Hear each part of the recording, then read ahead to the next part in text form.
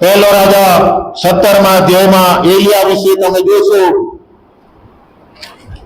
જે એલિયાને કાગડાએ ખવડાવ્યું, એ એલિયા અહીંયા મોટા મોટા કામ કરે છે. શું કહે છે રાજાને? 17મો અધ્યાય પહેલી કલમ, ગિલિયાદમાં આવી વસેલાઓમાંના તિશબી એલિયાએ અહાબને કહ્યું કે ઇઝરાયલનો દેવ યહોવા જેની સમ્મુખ હું ઉભો રહું છું, તેના જીવના સામ કે હવેના વર્ષોમાં ઓસ તથા વરસાદ કેવળ મારા કહેવા પ્રમાણે જ પડશે. કુદરત પર અધિકાર.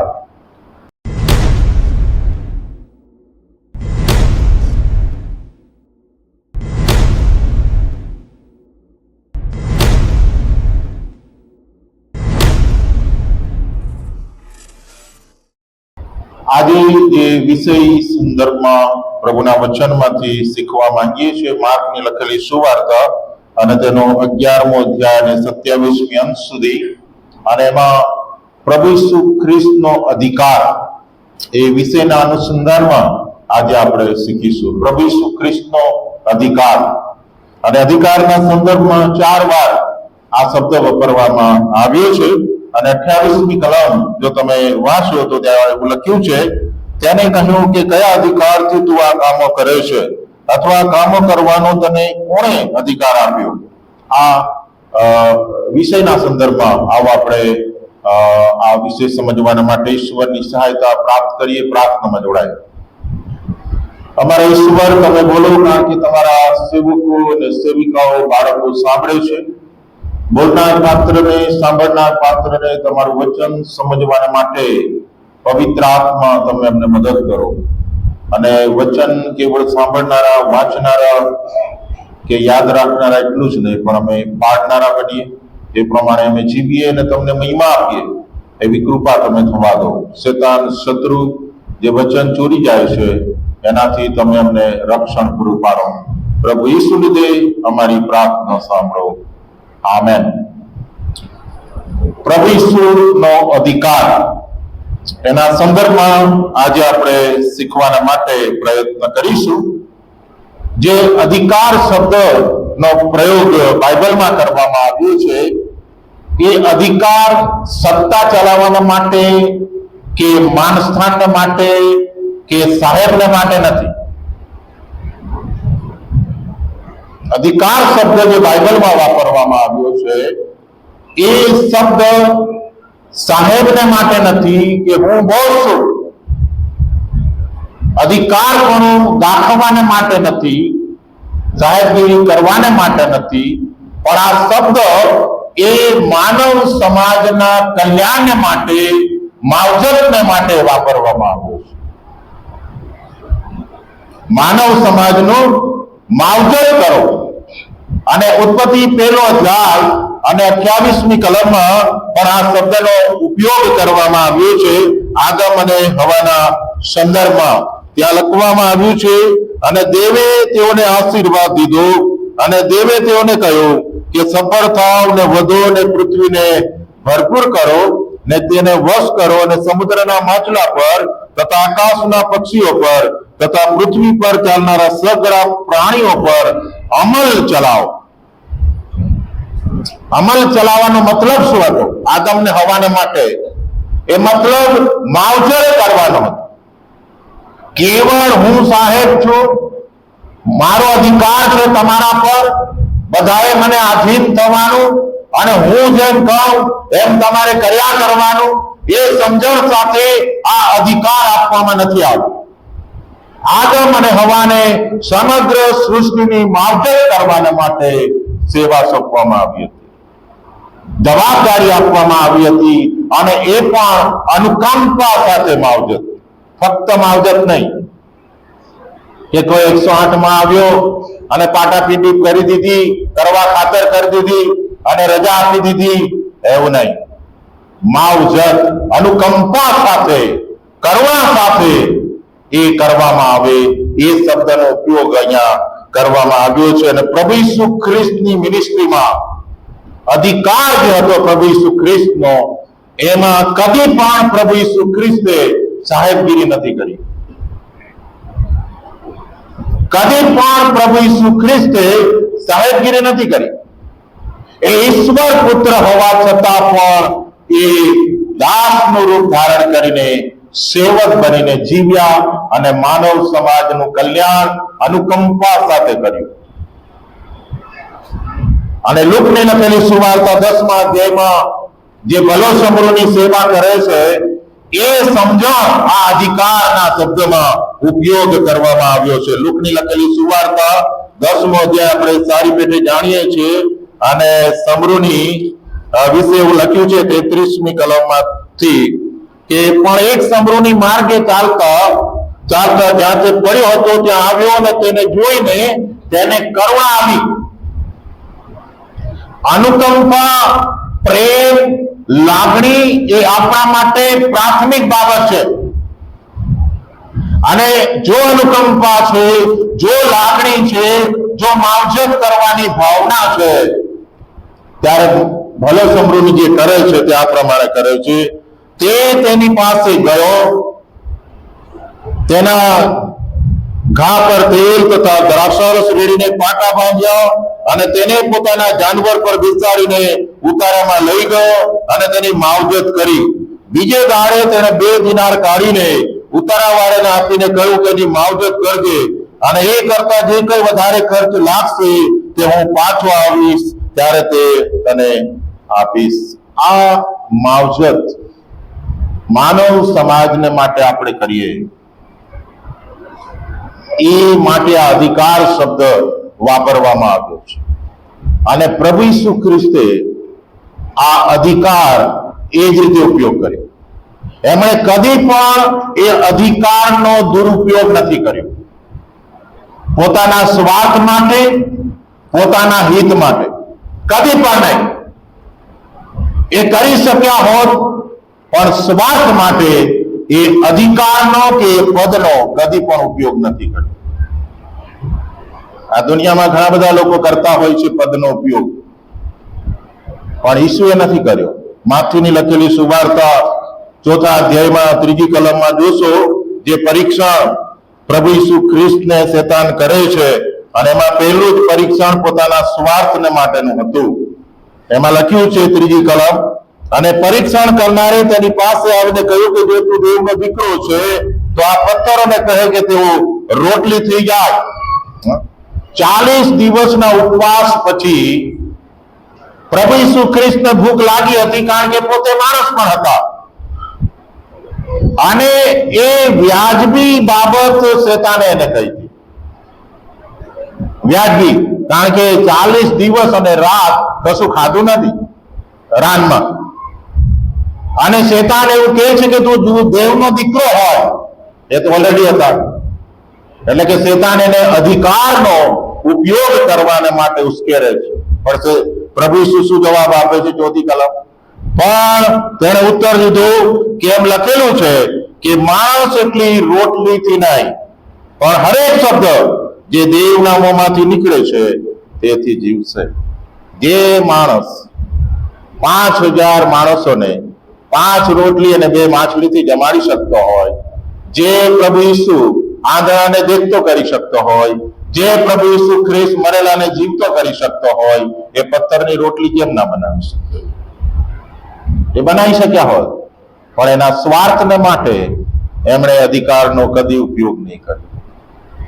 કેવળ અને કેવળ દેવના રાજ્યની વૃદ્ધિને માટે, મંડળી બાંધવાને માટે અને માનવ સમાજના કલ્યાણ અને એના ઉત્કર્ષને માટે એમણે આ અધિકારનો ઉપયોગ કર્યો.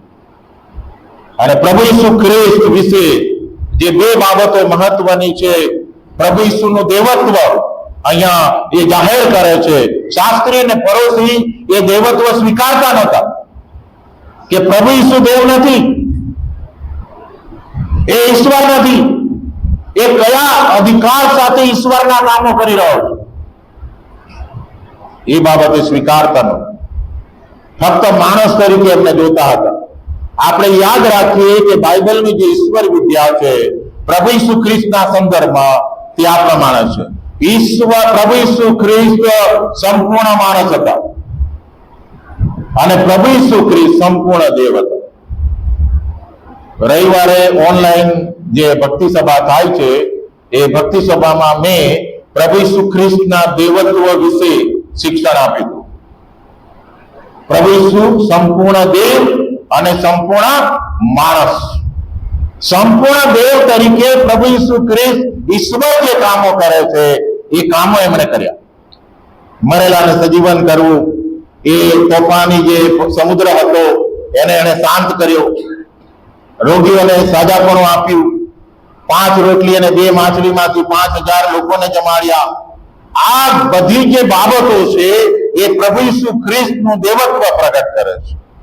પણ સાથે સંપૂર્ણ માણસ તરીકે પ્રભુ ઈસુ ખ્રિસ્તની પાસે આપણા જેવું શરીર હતું. એ કોઈ આભાસી નહોતા અને માટે ઈસુ થાકી ગયા, ચાલતા ચાલતા થાકી ગયા. ઈસુને તરસ લાગી અને માટે સમૃદ્ધની સ્ત્રીને શું કહ્યું? મને પાણી પાવ. ઈસુને ભૂખ લાગી, ઈસુને ઊંઘ આવી, ઈસુ રડ્યા, ઈસુના શરીરમાંથી લોહી નીકળ્યું વધસ્તંભ પર. આ બધી જ બાબતો ઈસુ ચાલતા તો ઉડીને નહોતા જતા ને. અને એ પ્રભુ ઈસુ ખ્રિસ્તનું જે સંપૂર્ણ માણસપણું છે એ સુવાર્તામાં વ્યક્ત કરવામાં આવ્યું છે. સંપૂર્ણ દેવ અને સંપૂર્ણ માણસ અને સંપૂર્ણ ઈશ્વર તરીકે, દેવ તરીકે પ્રભુ ઈસુ ખ્રિસ્ત વિશે માર્ક પોતાની સુવાર્તામાં એ નોંધ કરે છે. 11 માર્કની સુવાર્તા આપણે કાઢીશું અને પ્રભુ ઈસુ ખ્રિસ્ત દેવ છે એ બાબત માર્ક સતત ભારપૂર્વક જણાવવા માટે એની સુવાર્તામાં પ્રયત્ન કરે છે. અને એમાં પહેલી જ બાબત કહે છે માર્ક 1 અને 22મી કલમ. અને તેઓ તેના ઉપદેશથી અચરજ થયા, કેમ કે શાસ્ત્રીઓને પેટે નહીં પણ જેને અધિકાર હોય તેની પેટે તેણે તેઓને ઉપદેશ કર્યો. પ્રભુનું વચન, દેવના રાજ્યની વાત એણે અધિકાર સાથે પ્રગટ કરી. કોઈથી વિધા નહીં, હાની હા, નાની ના. અને સત્ય પ્રગટ કરવાને માટે એ કદી પણ વિધા નથી. ઘણા ઉપદેશકો બીએ છે, હા, ઘણા ઉપદેશકો સત્ય પ્રગટ નથી કરી શકતા, એ બીએ છે, માણસોથી બીએ છે. પણ ઈસુ કદી પણ વિધા નથી. કોઈને ઉતારી પાડવાને માટે નહીં, કોઈને નીચા દેખાડવાને માટે નહીં, પણ પરમેશ્વરનું વચન જે સત્ય છે એને સત્યના રીતે જ પ્રગટ કરે. ભલે એનો વિરોધ થાય કે ભલે એને મારવામાં, પણ સત્ય હંમેશા પ્રગટ કરે. અધિકાર સાથે પ્રભુનું વચન નહીં બોલ્યા. અને બીજો અધિકાર ત્યાં નોંધવામાં આવ્યો છે માર્કની લખેલી સુવાર્તા 1 અધ્યાય અને 27મી કલમ. અને એ બધા એવા આગ્રહ થયા કે તેઓ માહે પૂછવા લાગ્યા કે આ શું છે? આ તો નવો ઉપદેશ છે, કેમ કે અધિકારથી તે અશુદ્ધ આત્માઓને પણ આજ્ઞા કરે છે અને તેઓ તેનું માને છે. અશુદ્ધ આત્માઓ, મેલી વિદ્યા, જાદુ ક્રિયા, મંત્ર તંત્ર, આ વિભાગમાં તો બહુ બધું છે કે નહીં? હા, લોકો કેટલા બધા દોરા બાંધીને ફરે છે ગળામાં ને અહીંયા ને ત્યાં. હું આ વિસ્તારમાં સેવા કરતો હતો 98માં, ત્યારે એક ગામમાં અમે બધા પારક સાહેબો, ખાતુસિંહ સાહેબ, હાલુલિયા સાહેબ, પિત્તર સાહેબ ને બધા અમે ગયા હતા. સેમસન બિલવાર સાહેબ એક ઘરે, એ ઘરમાં એક જ દાદા હતા, 5 જણા મરી ગયા. અને દાદાનું કહેવું એવું હતું કે અહીંયા મેલી વિદ્યા છે ને માટે મને આ ઘરમાં રહેવાતું નથી. બહુ મોટું ઘર, પણ એ ભાઈ, એ દાદા ઘરની બહાર રહેતા હતા. આ પરિસ્થિતિ મેં એ વખતે જોઈ હતી. અને એ જે બાબત આ વિસ્તારમાં ઘણી બધી છે કે લોકો અશુદ્ધ આત્માના, અંધકારના પરિબળોના બંધનમાં જીવી રહ્યા છે. પણ પ્રભુ ઈસુ ખ્રિસ્ત એ અંધકારની તમામ શક્તિઓ પર અધિકાર ધરાવે છે. એ અશુદ્ધ આત્માઓ પ્રભુ ઈસુ ખ્રિસ્તને ઓળખે છે અને એનું કહેલું કરે છે. આપણે કહેલું કરીએ કે ના કરીએ વાત અલગ છે, પણ અશુદ્ધ આત્મા કરે. અને આપણે પાછા એમ કે અમે જીવતા દેવના લોકો છે, એના બાળકો છીએ તો આપણે સાંભળીએ છીએ એનું. અહીંયા તો આ ભાઈ બિચારા તો હાથ જોડે છે, પ્રભુ ઈસુ અશુદ્ધાત્માઓ માને છે અને આદર આપે છે, માન આપે છે. અને લોકોને આશ્ચર્ય થયું કે આ તમે જોશો એમાં 23મી કલમ, અને તેઓ સભાસ્થાનમાં અશુદ્ધાત્મા વળગેલો એક માણસ હતો, તેને બૂમ પાડી, અરે ઈસુ નાજારી, અમારે ને તારે શું છે? શું તું અમારો નાશ કરવા આવ્યો છે? તું કોણ છે એ હું જાણું છું. એટલે દેવનો, આપણે જાણીએ છીએ ઈસુ પ્રભુ છે, દેવ છે, અશુદ્ધાત્મા જાણે.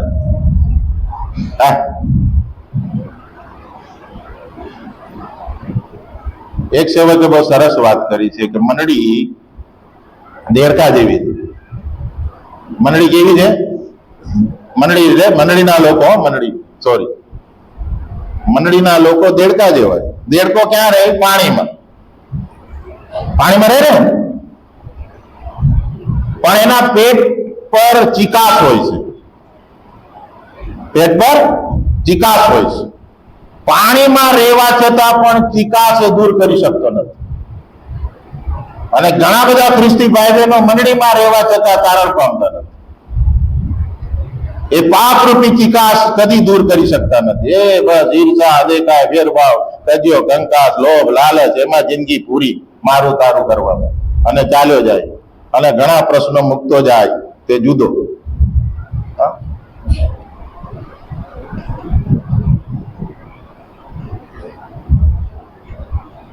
ત્રીજો અધિકાર પ્રભુ ઈસુ ખ્રિસ્તનો લખવામાં આવ્યો છે, વિવિધ રોગો પર અધિકાર. વિવિધ રોગોમાં સાજાપણું આપવાનો અધિકાર પ્રભુ ઈસુ ખ્રિસ્તને હતો. અને એના માટે માર્ક 1 અને 11 અને 12મી કલમ,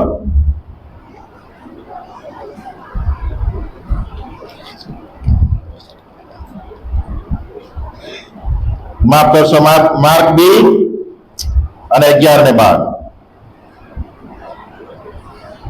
હું તને કહું છું કે ઉઠ, તારો ખાટલો ઉચકીને તારે ઘેર ચાલ્યો જા.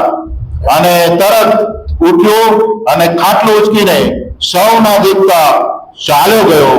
આથી સૌએ અચરતી પામીને તથા દેવને મહિમા આપીને કહ્યું કે અમે કદી આવું જોયું નથી. પક્ષપાતીને કોઈ વિનંતી નથી કરી, કારણ કે પ્રભુ ઈસુ ખ્રિસ્ત બધા જ રોગો પર અધિકાર ધરાવે છે. અને માટે હુકમ સાથે, અધિકાર સાથે એમણે એ આદેશ આપ્યો કે તારું બિછાનું ઉચકીને ચાલ્યો જાય. 4 માણસો ઉચકીને લાયા. 4 માણસો ઉચકીને લાયા. ધન્ય છે 4 માણસોને, નામ તો નથી આપ્યા, પણ ધન્ય છે કે ઉચકીને લાયા હતા. અત્યારે તો કોણ ઉચકે? સગાઈ નથી ઉચકતા કે બાર અઠવાડિયું થઈ ગયું, બહુ સેવા કરી, હવે મહિનો તો નહીં ખેંચાય, ચાલે. આ 4 લોકો લઈને આવ્યા અને છાપરું ઉકેલ્યું અને ઉપરથી નીચે ઉતાર્યો કપરનાહુમમાં. એ ઘર પણ જોઈને આવ્યો. સભાસ્થાનની સામે એક્ઝેક્ટ આ પિત્તરની સાસુનું ઘર, સભાસ્થાનથી એક્ઝેક્ટ સાથે ને બાજુમાં સમુદ્ર છે. પણ એ ધન્ય છે 4 જણાને. પણ અહીંયા ઈસુનો અધિકાર તમે જુઓ કે પક્ષઘાતી માણસ જે જાતે ચાલી શકતો નતો, એને હુકમ કર્યો કે ઉઠ અને ચાલતો થા, બિછાનું ઉચકીને ચાલ્યો જા. ઉચકીને ગયો. અને પછી બીજો એક અધિકાર એમાં લખ્યું છે, માર્ક 1 અને 10, પાપ માફ કરવાનો. પણ માણસના દીકરાને પૃથ્વી પર પાપ માફ કરવાનો અધિકાર છે, એમ તમે જાણો. માટે પક્ષઘાતીને તે કહે છે પાપ માફ કરવાનો. પાપ કોણ માફ કરી શકે? જો ઈસુ ખ્રિસ્ત દેવ નહોતા તો એને પાપ માફ કરવાનો કોઈ અધિકાર નહોતો. પણ એ પોતે દેવ છે અને માટે એ દેવત્વ જાહેર કરતા આ વ્યક્તિને સાજાપણું પણ આપવામાં આવ્યું અને એને આત્મિક સાજાપણું આપતા એને પાપની માફી આપવામાં આવી. જે લોકો સાજાપણાની સેવા કરે છે એમને ખાસ ધ્યાનમાં રાખવાનું કે માણસ કેવળ શારીરિક રીતે સાજાપણું પામે એવું ઈશ્વર નથી. ઈશ્વર એનું આત્મિક સાજાપણું એ સૌથી મહત્વનું છે. એ ભલે અંત થઈને સ્વર્ગમાં જાય તો જશે, પ્રભુનો આભાર, પણ જો શારીરિક સાજાપણું પામે ને જો આત્મામાં સાજાપણું નથી તો એ કદી સ્વર્ગ નહીં જોઈ શકે. હંમેશા યાદ રાખજો. ઘણા બધા લોકો આ મિનિસ્ટ્રીમાં આમ જ ચલાવ્યા કરે છે, સાજાપણું સાજાપણું સાજાપણું, પણ આત્મિક સાજાપણું એ સૌથી મહત્વનું છે. અને ઘણા બધા લોકો સાજાપણું પામે પાછા આવતા જ નથી, કારણ કે એમનામાં પરિવર્તન જે આવવું જોઈએ, જે આત્મિક સાજાપણું મળવું જોઈએ, પાપની માફીનો અનુભવ કરવો જોઈએ, એ થતો નથી. ઈસુ જયારે સેવા કરતા હતા ત્યારે પણ આ બાબત બનતી હતી. કેટલા બધા લોકો સ્વાર્થી હેતુ સાથે પાછળ પડતા હતા. 5 રોટલી ને 2 માછલી માંથી ખાધું ધરાઈને, ઓ આના જેવો રાજા કોણ, ચાલો પાછળ ફરો, હાલેલુયા સ્તુતિ કરેંગે, અને મફતનું ખાएंगे, આપણે ક્યાં મજૂરી કરવાની, આવો રાજા કોને ના ગમે સાહેબ. અને ઈસુ સમજી ગયા અને પછી ક્યાં ગયા? પહાડ પર જતા રહ્યા. આ તો મારા વાલા સ્વાર્થી છે. અને આજે કેટલા બધા લોકો સ્વાર્થની સાથે ચાલે છે. સ્વાર્થની સાથે. અને માટે જે સતાવણી છે એ મંડળીને માટે બહુ જ અગત્યની. સતાવણી એટલે શું થાય? છોડો જોઈએ શિક્ષકો, સંધિ જોડો સંધિ છોડો, શું થાય? ઘી કાઢ્યો ને તો ઘી એમને એમ નીકળે? માખણે કરો અને પછી લો આ ઘી નહીં, એને તો વલણામાં કરવું પડે, અને પછી તપેલામાં લઈ જાય, અને પછી પ્યોર ઘી નીકળે છે. સોનું તો ખાણમાંથી ડાયરેક્ટ નથી આવતું ગરામાં, માર્કેટમાં. એના માટે એને અગ્નિભટ્ટીમાં જવું પડે છે. અને પછી એને ટીપવામાં આવે છે, આકાર આપવામાં આવે છે, ખ્યાલ?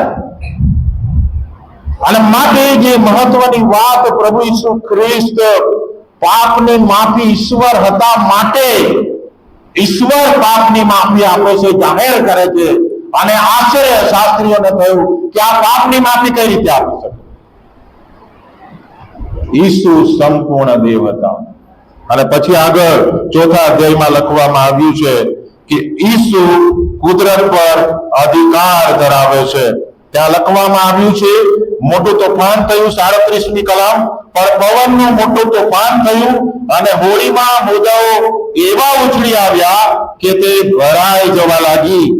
અને પછી લખવામાં આવ્યું છે 39મી કલમમાં, અને ત્યારે ઉઠીને પવનને ધમકાવ્યો તથા સમુદ્રને કહ્યું કે શાંત રહે, શાંત થા, અને પવન બંધ થયો, મહાશાંતિ થઈ. કુદરત પર અધિકાર ધરાવનાર ઈશ્વર, એ સમુદ્ર અને પવન પણ ઈસુનું માને છે, અને મહાશાંતિ થઈ.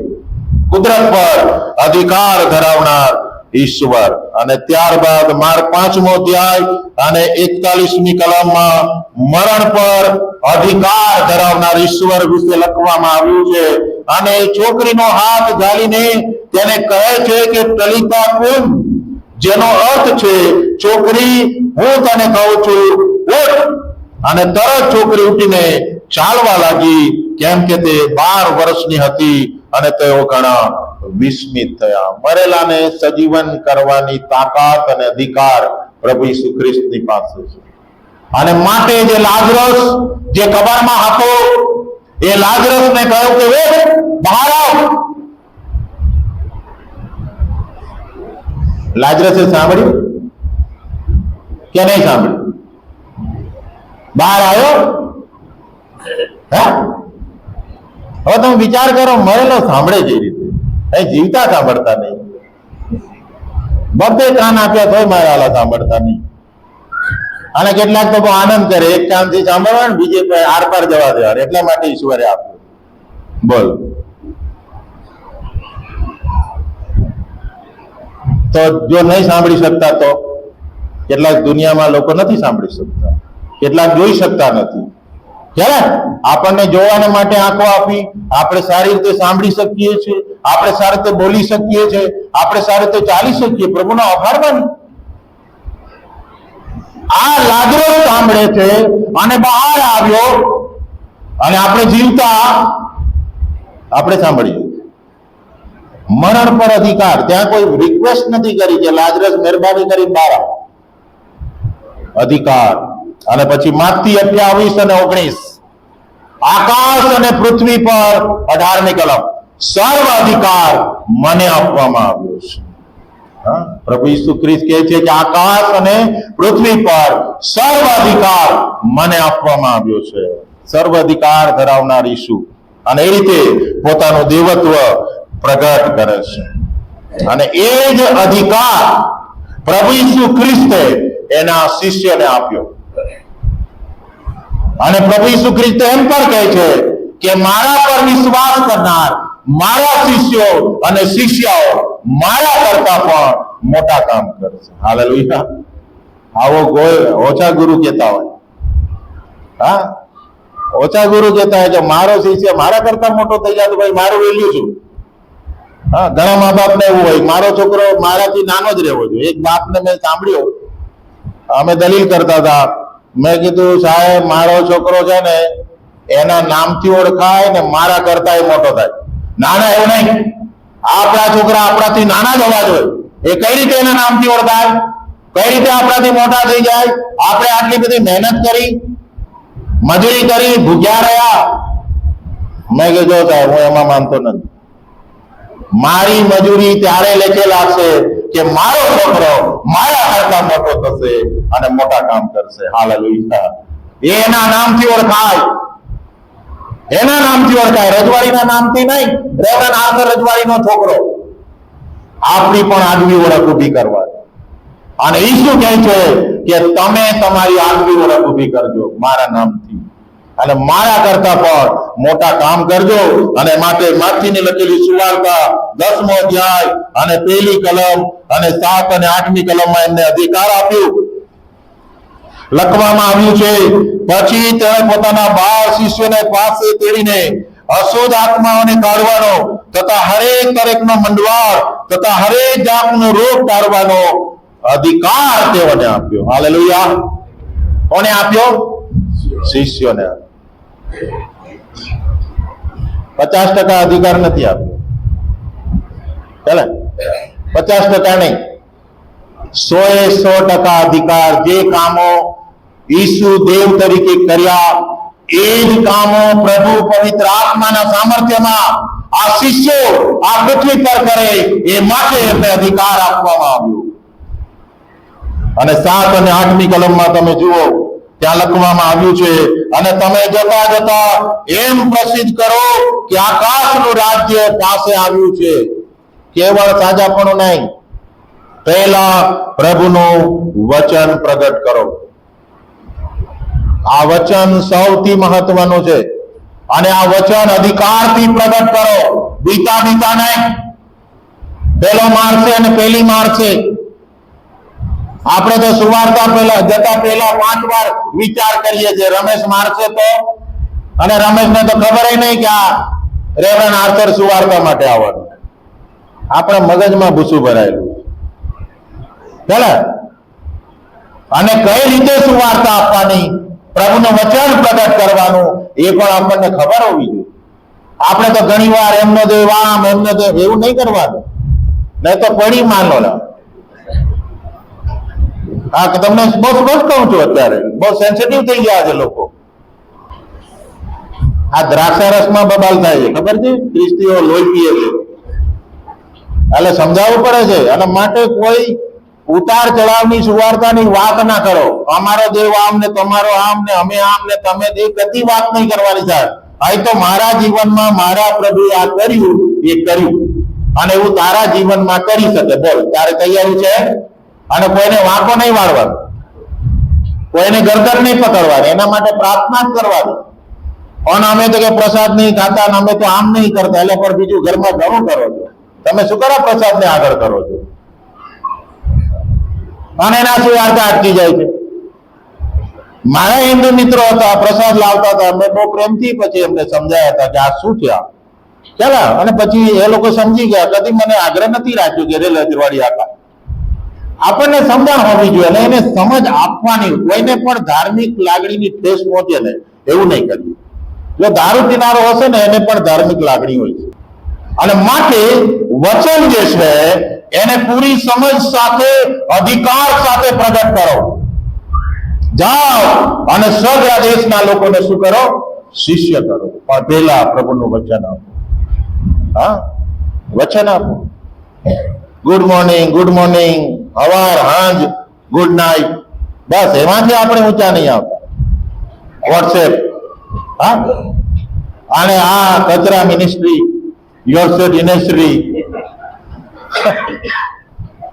અલે પણ ગુડ મોર્નિંગ કહે છે તો એક વાક્ય લખો ને સારું બાઇબલનું. કોઈ ના છે? દેશ પરદેશમાં જશે, છોડ, દેશ પરદેશમાં જશે સુવાર્તા. હિન્દુ લોકોની દિવાળી આવે, પ્રભુ ઈસુ ખ્રિસ્ત જગતનું અજવાળું છું. કારણ કે દિવાળી શાનો તહેવાર છે? અજવાળાનો.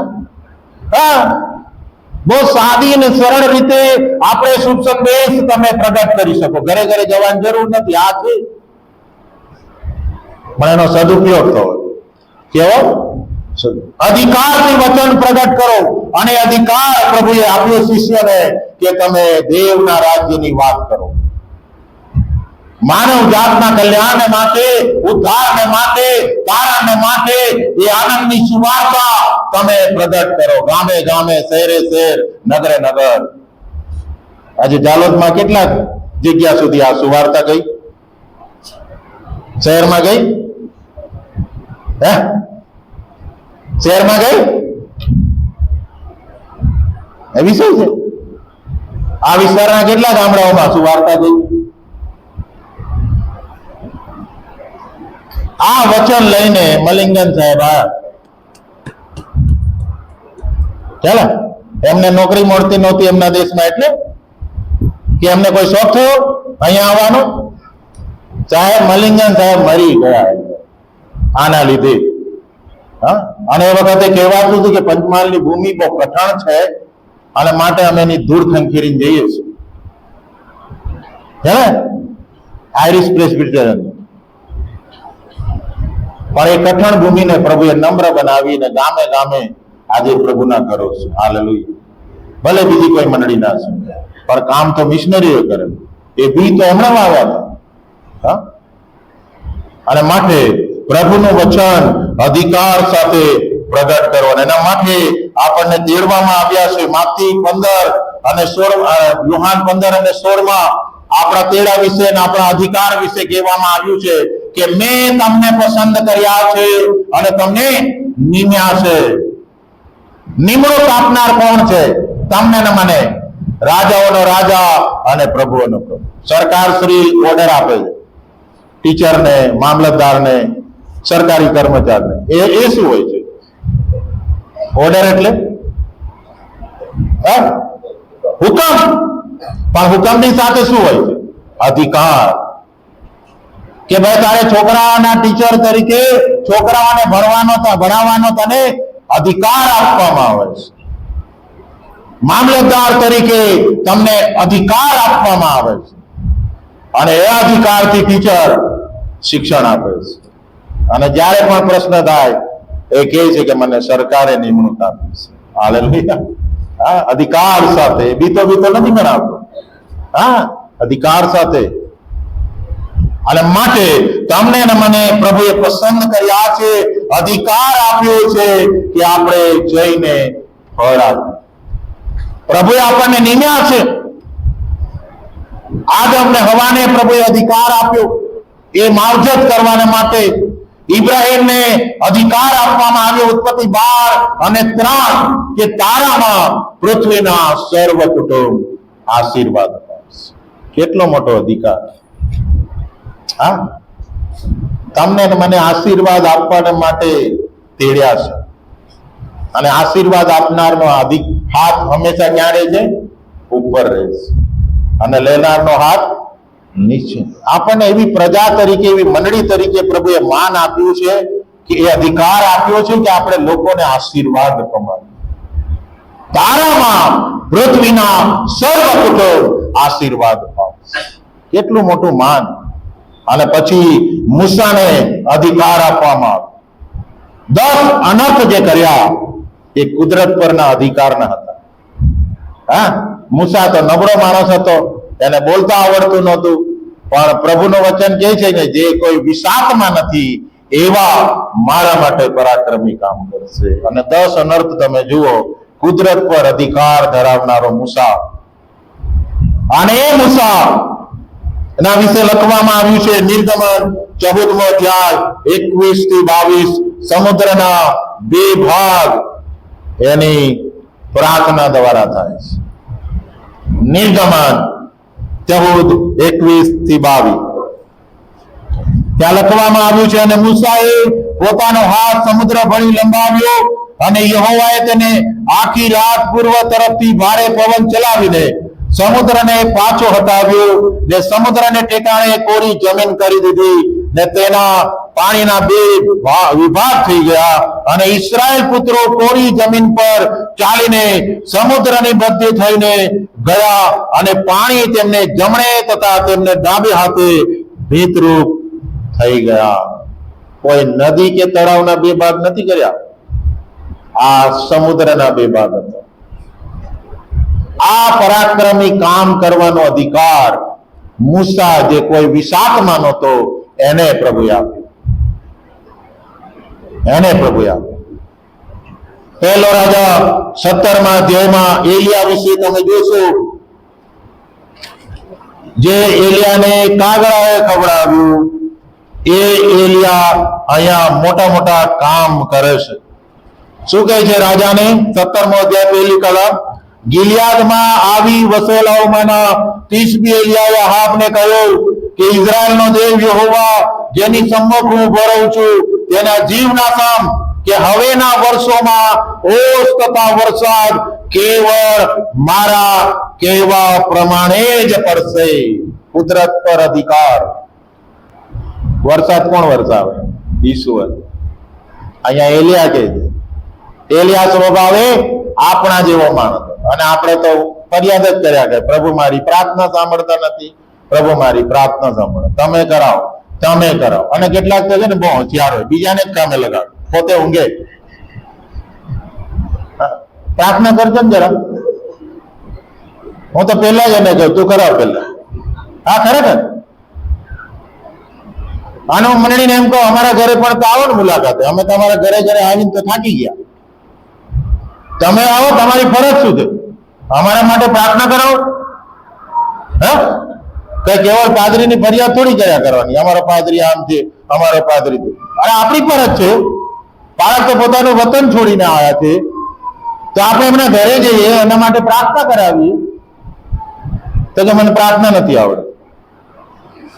મેં પાસ્ટર વેલફેરમાં એક જુવાન છોકરો MBA થયેલાને મોકલેલો વાણિયાવા, સેમસન બિલવાળ સાહેબ હતા, અને પાસ્ટર વેલફેરમાં બાળક વિશે બોલવાનું હતું. એટલે છોકરો, અમે તો પેલા રૂપરેખા આપીએ જેથી કરીને વ્યવસ્થિત બોલે. આ છોકરાએ ભાષણ આપ્યું, એને ફુલાર પહેરાવ્યો આવકારમાં. જિંદગી પહેલી વાર એને ફુલાર પહેર્યો. એટલે પછી એને કહ્યું કે તમે મને માન આપો છો માટે આભાર, પણ આ માન તો પાળકને આપવાનું, એટલે મને આપેલો હાર હું પાળક સાહેબને પહેરાવું. નંબર 1. પછી એને ભાષણમાં એવું કહ્યું કે આપણે પાળક સાહેબ માટે પ્રાર્થના જરૂર કરીએ છીએ, કશું ખોટું નથી, અને પાળક સાહેબની જરૂરિયાત વિશે પ્રાર્થના કરીએ છીએ, પણ આપણે બીજું કામ કરીએ છીએ. પાળક સાહેબના ઘરે જઈએ છીએ, એમને પૂછીએ છીએ કે આપણે પાળક સાહેબ તમારી શું જરૂરિયાત છે? આપણે ત્યાં અટકી જઈએ છીએ. બસ એટલો દિલાસો આપવાનો, સાહેબ તમારા માટે પ્રાર્થના કરીએ, તમારા માટે પ્રાર્થના કરીએ, તમારા માટે પ્રાર્થના કરીએ. એનાથી આગળ કોણ જાય છે? એનાથી આગળ કોણ? એ કાગડા જાય. અને પેલી સારપતની વિધવા, એવા ઘણા છે, નથી એવું નથી. બાળકની બહુ જ કાળજી લે છે. હું જયારે અહીંયા હતો, આ બધા જ બાળક સાહેબ આ વિભાગના બહુ કાળજી રાખે. એમના પરિવારે બહુ સેવા કરી, ઉત્તેજન આપ્યું. હું માંદો થયો, મેલેરિયા થયો, દાખલ થયેલો જાલોદમાં, રાજુભાઈના ઘરમાં ચાલે. પણ એવા કુટુંબોને ધન્ય છે જે બાળકોની સેવા ને માટે હંમેશા તત્પર હોય છે. અને એવા છે, નથી એવું નથી કેતો, પણ કેટલાક લોકો છે ને પ્રાર્થના જ કરાવડાયા કરે, પોતે કરતા નથી. પેલા યુના ઊંઘી ગયો હતો, અને બીજા બિચારા કામે લાગી ગયા. બીજા કામે લાગી ગયા, અને પછી પેલા ઉઠાડો, એ ભાઈ ઉઠ નહીં યાર, આ તારા લીધે જ મુશ્કેલી આવી. અને પાછો બોટ આવે તો મને ઉચકી નાખી દો ને, તો તમારી શાંતિ. એવું આપણે કહીએ, નદીમાં નાહવાની મજા આવશે. હા, બહુ દિવસથી નાહ્યો નહીં નદીમાં, ચાલ ઉચકી નાખી દો. આ નદી હતી, સમુદ્ર હતો, એમાં તો મોટા મોટા માછલા, આમે માછલી તો ગળી ગયેલી પેલાને મગર, પણ એને કહ્યું કે આ ભૂલ મારી થઈ છે અને મને ઉચકીને નાખી દો. એવું કરનારા બહુ ઓછા છે સાહેબ. એકની ટોપી બીજાને પહેરા, હું તો નિર્દોષ. જેમ પેલી હવા તે જે સ્ત્રી આપીને એને મને ખવડાવ્યો, નહીં તો હું નહીં ખાતી, હું તો બોટ આવી. હા, એટલે પરણાવવાનું હતું ત્યારે તો શોધતા હતા, અને પરણાયા ત્યારે તમે ઈશ્વરને દોષ દોશો. જો તમે કુટુંબમાં પ્રશ્ન આવે ને તો શોધનાર પર જ આવે. જેને શોધી આપ્યો ને એનો જ પ્રશ્ન થાય. પેલા તો અમે કે બોર્ડ આયા, પણ ભૂલ તો તમારી જ છે.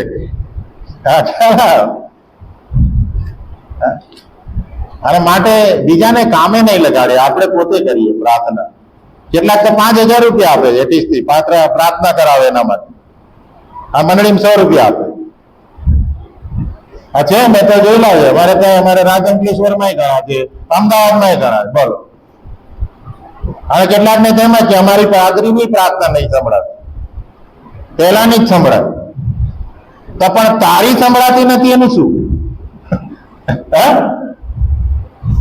તને હું એમ કહું કે તારે સ્વર્ગમાં નહીં જવાનું, એના તારા વતી પેલો જ જશે જેની પ્રાર્થના સંભળાય છે તે. ના ના, એ સાહેબ નહીં, બને મારે જવું છે. પણ તું અહીંયા રહે ને યાર, તાર શું વાંધો છે? હા, ચાલો. પ્રાર્થના વિનંતી આપવી ખોટું નથી, પણ આપણે પોતે પ્રાર્થના તો કરો, પોતે કરવાની અને બીજાને કરવાને માટે પ્રોત્સાહિત કરવાની. અને માટે વાલા મિત્રો, એલિયા અધિકાર સાથે કુદરત પર અધિકાર ધરાવીને કહે છે કે વરસાદ મારા કહેવાથી પડશે. અગ્નિ વિશે પણ એલિયા કહે છે. અને ત્યારબાદ તમે જોશો, વિધવા બાઈનો દીકરો મરી ગયો તો એને એલિયા શું કરે છે? જીવતો કરે છે. 17મા અધ્યાયમાં 21મી કલમ, પછી તેણે તે છોકરા પર 3 વખત લાંબા થઈને યહોવાને વિનંતી કરી, અને હે મારા દેવ યહોવા, કૃપા કરીને આ છોકરાને જીવ એનામાં પાછો આવવા દે. અને યહોવાએ એલિયાની વિનંતી સાંભળી અને છોકરાનો જીવ તેનામાં પાછો આવ્યો અને તે જીવતો થયો. જે અધિકાર પ્રભુની પાસે, એ અધિકાર એલિયાને આપવામાં આવ્યો. અને એ જ બાબત નવા કરારમાં શિષ્યો પણ કરી શક્યા. પહેલો કૃત્યો તમે જોશો, પ્રેતોના કૃત્યો 2 અધ્યાય, જે પિત્તર ભયભીત હતો, નિરાશ હતો, જેને નકાર કર્યો, એ જ પિત્તર પ્રભુ પવિત્ર આત્માના સામર્થ્યમાં એ 2 અધ્યાય 14મી કલમમાં હિંમત સાથે, પરાક્રમ સાથે પ્રભુનું વચન પ્રગટ કરે છે. કહે છે કે ત્યારે 11ની સાથે પિત્તરે ઉભા થઈ ઊંચે સ્વરે તેઓને કહ્યું કે યહૂદિયાના માણસો તથા યરૂશલેમના રહેવાસીઓ, તમે સર્વ આ જાણી લો અને મારી વાતોને કાન દો. અને ત્યારબાદ 2 અધ્યાય 40 અને 41, ત્યારે બીજી ઘણી વાતો કહીને સાક્ષી આપી તથા બોધ કર્યો કે તમે આ જમાનાના આડા લોકથી બચી જાઓ. ત્યારે જેઓએ તેની વાત સ્વીકારી તેઓ બાપ્તિસ્મા પામ્યા, અને તે દિવસે 3,000 માણસો ઉમેરાયા. આ એ જ પિત્તર હતો કે જેને નકાર કર્યો.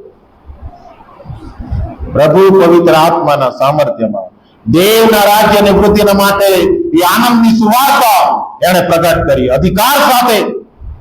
અને 3,000 માણસો તારણ પામ્યા, મંડળીમાં ઉમેરાયા.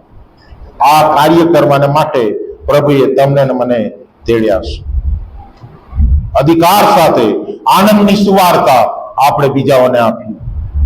અને એની સાથે પ્રેતોના કૃત્યો 3 અધ્યાય અને 6મી કલમમાં એને સાજાપણાનો અધિકાર એમને આપવામાં આવ્યો શરૂઆતની મંડળીના લોકોને. પિત્તરે કહ્યું કે સ્વનું રૂપો તો મારી પાસે નથી, પણ મારી પાસે જે છે તે હું તને આપું છું. ઈસુ ખ્રિસ્ત નાજારીના નામથી ચાલતો થા. તેણે તેનો જમણો હાથ પકડીને તેને ઉઠાડ્યો, એટલે તરત તેના પગમાં તથા ઘૂંટીઓમાં જોર આવ્યું. તે કૂદીને ઉભો થયો અને ચાલવા લાગ્યો. ચાલતો અને કૂદતો તથા દેવની સ્તુતિ કરતો તે તેઓની સાથે મંદિરમાં ગયો. આ અધિકાર પ્રભુએ નકામા ગણાતા, કોઈ વિસાતમાં નહોતા એવા શિષ્યોને આપ્યો. દેવના રાજ્યની વૃદ્ધિને માટે, મંડળી બાંધવાના માટે પ્રભુએ અધિકાર આપ્યો છે. આપણા સ્વાર્થને માટે અધિકાર નથી આપ્યો, હંમેશા યાદ રાખજો. આજે સુવાર્તાના નામે અને મંડળી બાંધવાના નામે લોકો પોતાના ઘરો બાંધી રહ્યા છે. એ સ્વાર્થને માટે નથી તેડ્યા, મંડળી બાંધવાને માટે તેડ્યા છે. અને આ શરૂઆતની મંડળીના શિષ્યો જે અભણ અને નિર્ભર હતા, અજ્ઞાન હતા, પણ પ્રભુ પવિત્ર આત્માના સામર્થ્યમાં એમણે મંડળી બાંધી, વચન પ્રગટ કરીને, સાજાપણાની સેવા કરીને એ મંડળી બાંધી. કેટલા ઉમેરાયા? 3000. પ્રેરિતોના કૃત્યો 4થો અધ્યાય અને 4થી કલમમાં કેટલા ઉમેરાયા? 5000. કેટલા ઉમેરાયા? 5. અને 6થો અધ્યાય જો તમે જોવો 7મી કલમ, તો દેવની વાતનો પ્રચાર થતો ગયો અને યરુશલેમમાં શિષ્યોની સંખ્યા ઘણી વધી ગઈ. અને પછી પાઉલની એન્ટ્રી પડી તો શહેરે શહેરે, નગરે નગરે મંડળીઓ થઈ. એ જમાનામાં વિમાન નહોતા, સમુદ્ર વાટે જવાનું ઘણા સમય જાય. જો આજના સમયમાં પાઉલ હોય તો અસુવિધાઓ મધ્યે, તકલીફો મધ્યે, સતાવણી મધ્યે પાઉલે કેટલી બધી મંડળીઓની સ્થાપના કરી, દેવના રાજ્યની વૃદ્ધિ કરી. કોઈ સ્વાર્થ નહીં, માનવ સમાજના કલ્યાણને માટે, એના ઉત્કર્ષને માટે એમણે કામો કર્યા. દેવના રાજ્યની વૃદ્ધિને માટે, મંડળી બાંધવાને માટે એમણે અધિકારનો ઉપયોગ કર્યો. આજે વાલા મિત્રો, તમને અને મને જે અધિકાર આપવામાં આવ્યો છે, એના શિષ્યો અને શિષ્યાઓ તરીકે એ અધિકારનો ઉપયોગ આપણે કેટલો કરીએ છીએ અને કઈ રીતે કરીએ છીએ? કઈ રીતે કરીએ? આપણો હેતુ શું છે અધિકારનો? તમને અને મને નિમ્યા છે, એ અધિકાર આપ્યો છે કે આપણે દેવના રાજ્યની વૃદ્ધિ કરીએ, માનવ સમાજનું કલ્યાણ કરીએ, એમની માવજત કરીએ. કોઈ ખોટા ઈરાદા સાથે, અંગત લાભને માટે કે સગાઓને લાભ આપવાને માટે એ અધિકારનો ઉપયોગ નહીં કરે. એ અધિકારનો ઉપયોગ નહીં કરે. અને યાદ રાખીએ કે ભલે આપણે આ દેશમાં લઘુમતીમાં એની ચિંતા નહીં કરી. જેની સાથે દેવ છે એ કદી લઘુમતીમાં હતો નથી. હાલેલુયા. ઈસ્રાયેલ પ્રજાને એ જ કહેવામાં આવ્યું કે તું ભલે નાની પ્રજા છે, પણ તારે લઘુતા ગ્રંથિથી પીડાવાની જરૂર નથી. તારી સાથે હું છું, તારી સાથે હું છું. અને ઈસ્રાયેલ પ્રજાને જોઈને લોકો બીતા હતા અને આજે બીએ છે. કોઈ આંખ તો ઉઠાવે? એટલું માન, એટલો અધિકાર ઇઝરાયલ પ્રજાને પ્રભુએ આપ્યો. તમને ને મને તો વિશેષ ઈશ્વર પ્રેમ કરે છે, ઇઝરાયલ પ્રજા તો નથી માનતી. તેમ છતાં વટતી જીવે છે. ચારે બાજુ દુશ્મનો, ચારે બાજુ. ચાલો, ઈસુ તો ભરપૂરી ભણાનો આશીર્વાદ આપે છે. અને માટે વાલા મિત્રો, આપણે ભલે લઘુમતીમાં છીએ, આપણે બીએ નહીં. આપણે ભલે ઓછા છે, પણ આકાશ અને પૃથ્વી પર અધિકાર ધરાવનાર ઈશ્વર આપણી સાથે છે. જુઓ, જગતના અંત સુધી હું તમારી સાથે છું. બીએ નહીં,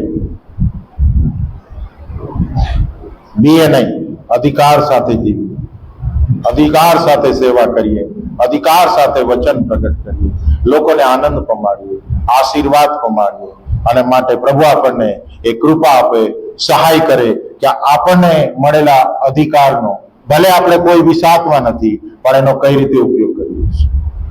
પહેલા તો પૂછીએ કે આપણે ઉપયોગ કરીએ છીએ, દેવનું વચન પ્રગટ કરવાનો ઉપયોગ કરીએ છીએ, સાજાપણો આપવાનો, કોઈના જીવનમાં આનંદ લાવવાના માટે એ અધિકારનો ઉપયોગ કરીએ છીએ, કે કોઈ સ્વાર્થ છે આપણા, એના વિશે પણ આપણે વિચાર કરીએ. અને શું આપણે ભયભીતતાથી જીવીએ છીએ? આપણે કઈ ચિંતિત છીએ કે અમે તો થોડા જ છીએ, અમે તો એકલા છીએ, આમ થશે તો તું થશે? એની કોઈ ચિંતા કરવાની જરૂર નથી. ચિંતા કરનાર આપણો પ્રભુ આપણી સાથે છે, અને એ ઇમાનુએલ દેવ આપણી સાથે છે. એના માટે આપણે બીએ નહીં. એ અશુદ્ધ આત્મા પર, એ મરણ પર અધિકાર પ્રભુનો છે. ઘણા બધા લોકો તો એ શુદ્ધ આત્માથી જ બીતા હોય. આપણા વાળા રાત્રે એકલા હોય ને બિલાડી અવાજ કરે તો કે આ ભૂત આવ્યો, અને એમાં એને કબ્રસ્તાનમાં મોકલે તો પતી ગયો. પેલો બીજો દટાયેલો છે, કબર ચણેલી છે, હવે આર્થર નીકળ્યો કઈ રીતે? એ તો કાચીન ન ફરતો હોય. અને પછી ક્યાં આપણે ગીત ગાય ભાઈ, રાતો કે સમય में मुझको डर नहीं है. હા, કેમ? તો કે યીશુ મેરે સાથ હૈ. અને જેવી બિલાડી આવી એ ગીતા બંધ થઈ જાય. ચાલે કેટલાય લોકો ભયભીતતામાં જીવે છે. હમણાં જ કોઈક નવી વિદ્યાવાળી એમ કીધું ને કે મૂઠ મારીશ તો પેલા તાવ આવી જાય, અને પછી કે અમારી જોડે તો રાજાઓનો રાજા, પ્રભુઓનો પ્રભુ. એટલે પણ તું પ્રભુના પ્રભુ સાથે છે? એ તો છે, પણ તું છે? અને આપણે એવી નેમી માન્યતામાં નહીં રહ્યા. ઈશ્વર કોની સાથે રહે?